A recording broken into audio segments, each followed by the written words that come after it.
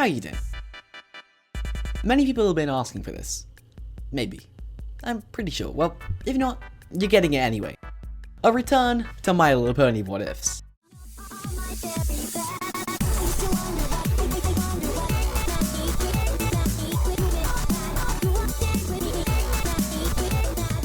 This time, however, instead of multiple in one episode, we'll be focusing on just one very important and impactful question in today's video. What if Princess Luna never doubled the fun in Lunar Eclipsed? Now, you may think, what an inconsequential thing to make a video about. Shouldn't you do some big question like, what if the rain boom didn't happen, or what if Nightmare Moon beat Celestia all those years ago? But trust me, this one is big. Let's get into it. So I'm sure all of you know about that fateful time in which Princess Luna doubled the fun in the canon timeline, precisely after landing a pumpkin catapult bullseye. The fun is being doubled in this instance because earlier she also landed one of the spider throwing things, learning about the concept of fun in the first place. Now, in our alternate timeline, all events transpire the same up until the pumpkin catapult. Now in this universe, the fun doesn't get doubled. This could be for many reasons. Possibly Luna misses, causing the fun to not become doubled, or perhaps she simply doesn't get the same feeling of fun from landing the target. This is an alternate universe after all, anything can happen. The effects of this catastrophic change would be felt almost immediately after, as in the canon timeline in the same episode, after Pinkie mistakes Luna helping Pipsqueak for her eating him, the townsfolk who had been slowly warming to Luna and building trust in her all became terrified and the town descended into chaos. In our alternate timeline, without the previous doubling of the fun, Luna would not just get angry, but transform into Nightmare Moon yet again. As an actual fact, the only thing stopping that in canon was the doubled fun. With Nightmare Moon back, the already chaotic town would turn into anarchy, ponies running, gathering their loved ones, and even fleeing Ponyville. Of course, the main six had already fought Nightmare Moon before. They knew they could win with the power of the elements. At this point we have to consider something though. Where are the elements at this point in the story? We know that they were in Cancelot for Return of Harmony originally, because that's where Celestia had the crate, before Discord moved them to Ponyville. After they're used in Discord in Part 2, we don't actually see where they're returned, but we can assume that they're stored in the Golden Oak Library, as the next time we see them used is in Princess Twilight Sparkle Part 1, where they are in the library. So with the elements in the library their only defense against Nightmare Moon, they'd head there as soon as possible. As they did, Nightmare Moon would wreak havoc over the town. This time, Celestia hadn't disappeared and had most likely felt some kind of disturbance. Heading to Ponyville, she would have confronted her sister. However, without the power of the elements, and since it had been literally a millennia since she'd done anything like this, she would have lost the fight, leaving it solely up to the main six to stop Nightmare Moon. When it comes to this, we'd have to factor in the fact that she'd already fought the main six by this point, and lost. She'd likely be aware that the only thing capable of stopping her was the use of the elements, and be ready. When the main six returned with the elements and started powering up as they do whenever they use them, Nightmare Moon would do the one thing that seemingly no villain ever does when being beamed by the elements, and move. Since no villain has ever done this, there's no way of knowing whether this would actually counter the beam, or if the beam would just carry on tracking its target no matter how far they go. But for the sake of the story here, let's just say the beam can miss. Having dodged the beam, she'd use the same powers we see used in Friendship's Magic Part 2.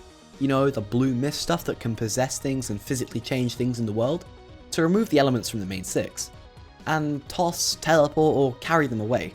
I'm not 100% sure about the extent of the power of the mist and what it can do, but the elements are taken from the main six and put somewhere they can't get to. At this point the main six would be defenseless, and have basically no choice but to flee, as Nightmare Moon would once again bring about Nighttime Eternal, all because she never doubled the fun. At this point in the story, there really isn't much the main six could do to stop her. They didn't know where the elements were, and since this was only Season 2, no Discord, no Star Swirl, no pony to help them. Celestia was defeated. This is My Little Pony, so probably not dead, but out of the equation. Decommissioned, you could say. Although that does sound a lot like dead, doesn't it? Let's just say Luna banished her to the moon, like Celestia did to her all those years ago. After completing her goal and bringing about Forever Night, Nightmare Moon would probably put all her focus into hunting down the main six, who were all in hiding, as she knew they were the only ponies capable of stopping her at this point. Princess Cadance did exist in the story, obviously, but had no connections to the main six and was in hiding herself. So basically out of the equation when it comes to helping Twi and her friends. The Equestria that existed after this point was a dark and miserable place. No fun to be found anywhere, let alone doubled. The main six were constantly on the move, not able to stay in the same place for too long, fearing that Nightmare Moon would track them down. What they really needed was some kind of distraction to regain the elements and defeat and transform Nightmare Moon back into Luna once again. But for however much time passes between Season 2 Episode 4 and Episode 26, they'd be travelling across the entirety of Equestria in a giant game of cat and mouse. There was probably some close calls, hiding in places from Silver Shoals to Appaloosa to Manhattan, waiting for something, any kind of window where they could fight back, and eventually, that'd come. As far as I know, the Crystal Empire returned on its own, and King Sombra along with it. In the dark, fearful version of Equestria Nightmare Moon had crafted, there was no Cadence and Shining Armor to protect it, both of them hiding out somewhere simply trying to survive in the night.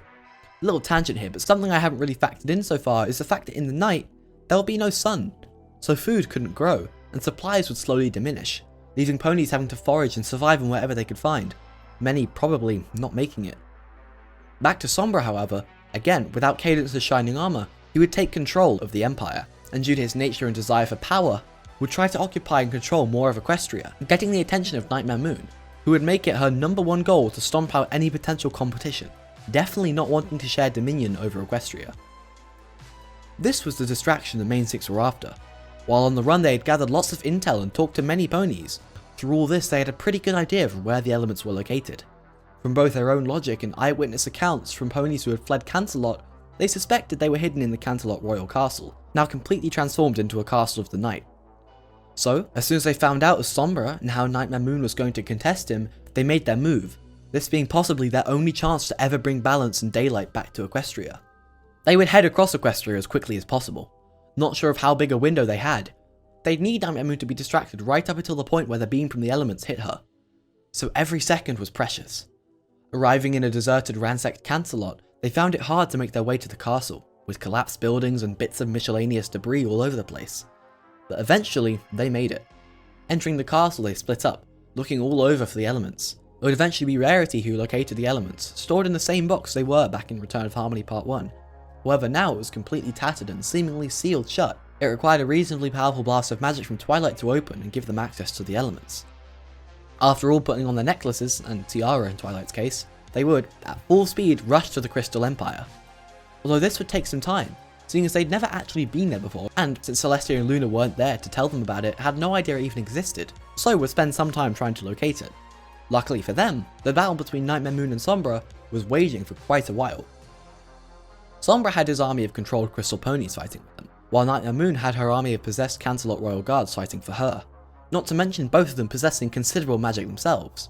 The war was lasting a lot longer than Luna wanted. She was winning, and had it gone on uninterrupted, she would have emerged victorious, however it was taking a while.